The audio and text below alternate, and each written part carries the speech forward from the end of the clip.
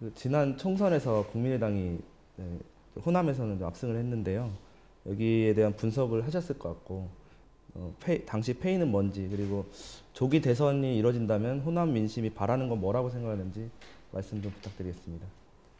역시 뭐 호남 민심이 가장 바라는 것은 정권 교체라고 생각합니다.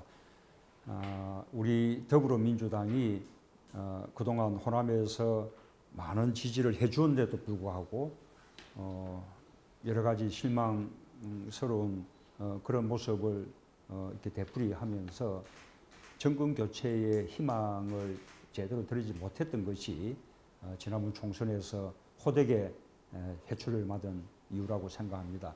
그래서 그때 호남에서는 같은 야권인 국민의당을 정권 교체의 어떤 대안으로 한번 생각해 봤던 것이 아닌가 그렇게 여깁니다. 그러나 그때 그 호된 회초리가 우리 더불어민주당에게는 아주 좋은 약이 됐습니다. 그 이후에 우리 더불어민주당 아주 튼튼해졌고 제1당이 되고 또 전국정당이 되고 그리고 지금은 역시 정권 교체는 더불어민주당이 해내겠구나라고 기대받는 정당이 되었습니다. 그래서 이제는 호남 민심도 우리 더불어민주당에게 많은 기대를 보내주고 계셔서 정말 감사드리고 싶습니다. 관련해서 작년 12월 3일에 광주에서 그 촛불 집회가 있었는데 그때 무대 발언을 못 하셨어요. 기억이 나시는지 모르겠습니다. 그때 심정이 좀 어떠셨는지 좀 궁금한데. 아니요.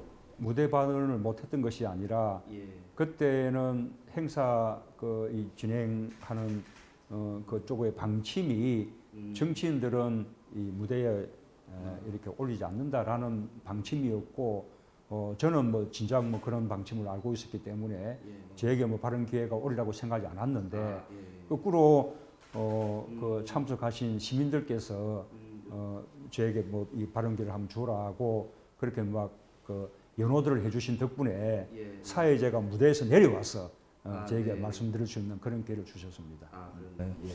그 호남 민심이 어느 정도나 회복됐다고 평가하십니까? 지금 그간에 어떤 노력이 있었는지하고. 이제는 이게 더불어민주당이나 제가 아까 우리 총선에서 맞았던 그런 뼈아픈 그런 이제 회초리들을 거울 삼아서 많은 노력을 기울여 왔고 그래서 이제는 호남에서도 그래도 정권 교체는 더불어민주당을 통해서 할 수밖에 없겠다. 또 그리고 그 가운데서는 문재인이 그래도 가장 앞서가고 있다. 그렇게 인정해주고 계신다고 생각합니다. 그 더불어민주당이나 제가 꼭 잘해서 그렇다고 그렇게 자만하지 않겠습니다. 이 정권 교체를 바라는 호남의 그 간절한 염원들이 그런 대세를 만들어 주신 것이라고 생각하고 더 겸허하게 노력을 하겠습니다. 그 지난 대선 얘기가 계속 나오는 이유는 이제 이번 정권에 대한 어떤 그런 불만들 때문인 것 같은데 문 전 대표님을 지지하는 분들도 상당수가 그 안철수 대표의 그 소극적인 지원 때문에 좀 패배한 거 아니냐 이렇게 여기는 분들이 많은 것 같은데요. 어떻게 생각하시는지 궁금합니다. 저는 이제 뭐 다음 대선이 코앞에 닥쳐왔는데 이제는 이제 이런 질문은 조금 없었으면 좋겠다라는 생각을 하고요. 지난번 대선에 뭐 패인을 따지자면 많은 아쉬운 점들이 있겠습니다. 그러나 또 만약에 제가 이겼다면 이런 점들은 또 거꾸로 다 승인이라고 그렇게 또 분석되지 않겠습니까? 그렇게 본다면 누구를 탓할 수 있겠습니까? 이제 제가 부족해서 이제 졌던 것이고 그리고 그래서 이번에는 제가 이제 더 잘해서 이번에는 기필코 이제 정권 교체를 해야겠다고 다짐을 하고 있습니다. 그 국민의당에서 공세가 상당한 것 같습니다. 대표님에 대해서. 대통령이 되신다면 호남 정치권에서 사안마다 좀 다른 목소리가 나오지 않을까 좀 우려가 되는데 이런 부분이 국정 운영에 부담이 되진 않을까요? 저는 국민의당도 이 정권 교체를 위해서 노력하는 그 점에서는 마음이 같다고 봅니다. 다만 정권 교체를 누가 더 주도하느냐 하는 것은 같은 야권 정당으로서 경쟁하지 않을 수 없는 것이죠. 우리 더불어민주당이 앞서가고 있고 또 그 가운데 제가 또 1등 후보이기 때문에 저에게 집중적인 그런 공격을 하고 있는 것이고요. 그러나 끝내 나중에 정권 교체를 위해서는 저는 함께 힘을 모으게 될 것이라고 생각합니다. 정권 교체 이후에도 우리에게 주어진 과제가 역시 또 적폐를 청산하고 새로운 대한민국을 건설해야 한다는 과제가 남아 있는 거 아니겠습니까? 저는 그 점에서도 국민의당은 입장을 함께 할 것이라고 생각합니다. 정권 교체를 하는 과정에서나 또 앞으로 정권 교체 이후에 오랜 적폐를 청산하고 새로운 대한민국을 만들어나가는 그런 과정에서도 국민의당과 함께 힘을 모아 나갈 수 있도록 그렇게 노력하겠습니다. 호남 소외론 한번 여쭤보겠습니다. 인사나 정부 지원 등에서 좀 차별받고 있다는 어떤 인식이라든지 이런 뭐 정치권의 어떤 수사일 수도 있는데요. 뭐 5.18 민주화운동도 역사적 배경도 있겠지만 그에 대한 생각이나 해결책이 있다면 어떤 게 있으실까요? 우선은 박정희 정권 시절부터 이 새누리당 계통의 정권들은 오랫동안 이 수도권을 중심으로 하는 또는 수도권과 경부축을 중심으로 하는 국가 불균형 성장 전략을 국가 발전 전략으로 그렇게 삼아 왔습니다. 그 때문에 성장은 이루었지만 또 그 이면에 큰 그늘이 생겨난 거죠. 이 성장에서 더 많이 혜택 본 지역이 있는가 하면 상대적으로 성장의 혜택에서 소외되고 배제된 차별받은 그런 지역이 생겼습니다. 호남이 오랫동안 성장의 그 혜택에서 소외되고 배제되어 왔기 때문에 그런 호남 소외감이 생긴 것이라고 생각하고요. 김대중 노무현 정부는 그것을 바로잡기 위해서 지방 분권을 강화하고 또 강력한 국가 균형 발전 정책을 펼치면서 호남의 소외나 차별을 바로잡으려고 노력했지만 그러나 여전히 부족한 점들이 있었다고 생각합니다. 그 때문에 아직도 호남 소외라는 이런 이제 그게 인식이 없어지지 않은 것이죠. 그래서 앞으로 정권 교체 이후에 들어설 제3기 민주정부는 과거 참여정부 또 김대중 정부보다 훨씬 더 강력한 지방분권 정책, 훨씬 더 강력한 국가균형발전 정책을 통해서 다시는 호남의 소외, 차별 이런 말이 나오지 않도록 그렇게 해나가겠습니다. 많이 지역을 다니시는데 광주하고 전남하고 또 민심에 좀 차이를 느끼시는지 좀 궁금합니다. 광주는 좀 상당히 공을 많이 들이시는 듯한 인상을 좀 받거든요. 예, 역시 뭐 광주와 전남이 그 민심의 차이는 있는 것 같습니다. 그러나 상대적으로 전북하고 비한다면 뭐 차이가 상대적으로 적으면서 동질성이 강하다고 그렇게 여깁니다.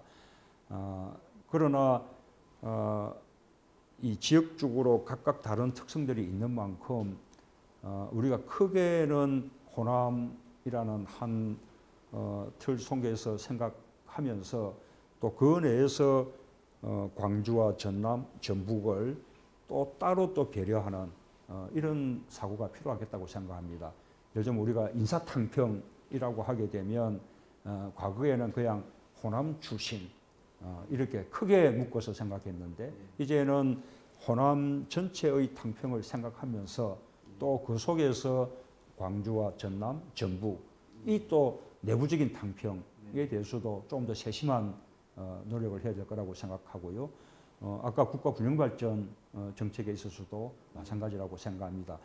호남 전체의 어떤 소외와 어떤 차별, 홀대를 또 이제 해결하면서 그 가운데 광주, 전남, 전북의 특성에 맞는 균형발전 정책을 펼쳐나갈 필요가 있는 것 같습니다. 항만 오셨는데요. 이제 광양항과 관련해서 이제 투포트 정책이라는 노무현 정부 당시에 이제 언급이 돼서 계속 진행되다가 지난 이제 보수 정권 때 좀 중단이 됐다고 느끼는 것 같아요. 지역민들 봤을 때는 항만 정책에 대한 철학이 있으시면 한번 좀 말씀. 우리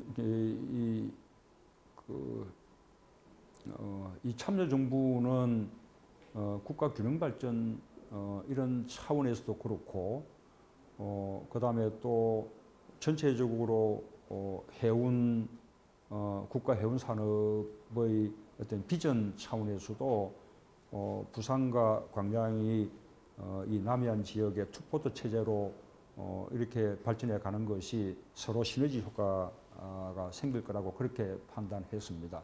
그래서 노무현 대통령이 우리 광양항 컨테이너 부두 이렇게 개장할 때 직접 참석해서 테이프를 끊기도 하셨는데요. 그 이후에 이명박 정부 이후에 그런 정신들이 많이 퇴색된 것 같습니다. 이 광양항은 광양항 자체로서는 이 국제 항만으로서 대단히 좋은 입지 조건을 가지고 있습니다.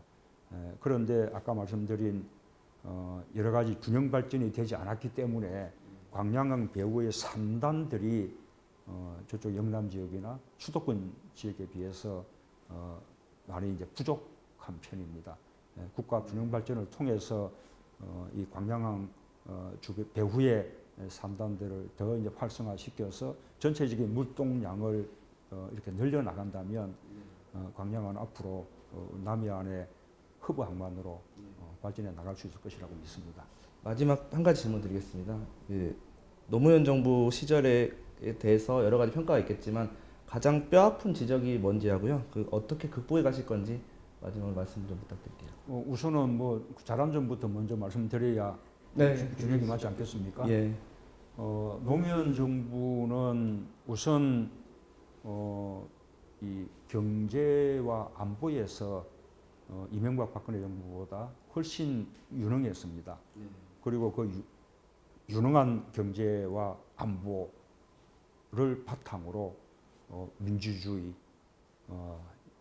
남북 평화, 복지, 민생, 지방 분권과 국가 균형 발전, 그리고 또 양성 평등, 권위주의 타파 이런 분야에서 아주 괄목할 만한 그런 성과를 거두었다고 생각합니다.